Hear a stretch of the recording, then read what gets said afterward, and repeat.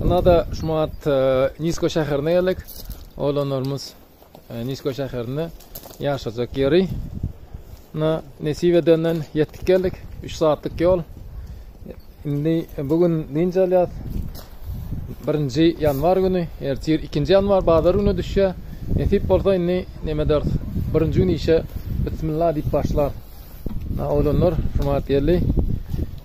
Sayfuddin, Ruslan size dokument uğrundan kömek eden oğlana, azad oğlana bir nemeniz isleğiniz aşama diyeyim yani.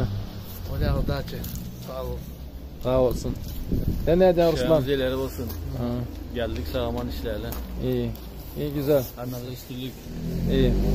Size ne olduğunda ne hali gönlünüze yaradı mı? Gönlümde yaptı işlerine üstünlük. Çok teşekkür ederiz. Böyle sağ olun. Şimdi şu mat oğlanları nemedez yaşayacak yerine yerleştireceğiz. Böyle duruşur sene de iş yerde de devam eder.